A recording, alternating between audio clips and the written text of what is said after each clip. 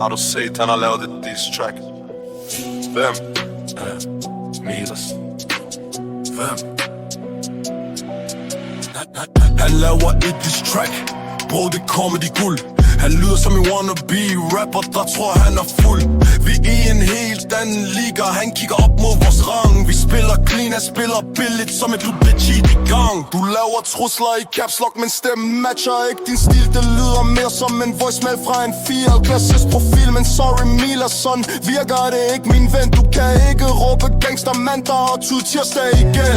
Han lander i Dubai med en ørkenråber, cheater på vej. Selv han kom vender sig om og siger nej, nej, nej. Burj Khalifa bøjer sig ned og spørger, hvorfor er du her? Vi tillader kun legender, ikke nogen med wallhack gear. Men shade til under seng, nå stop dig selv min ven.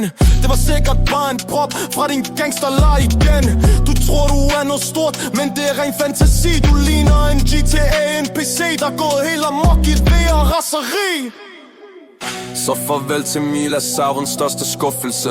Du blev skrevet i historien som komisk bevis på dumhed. Når man snyder og flexer, ender man kun et sted. I den store bag en bog, hvor alle noobs er med.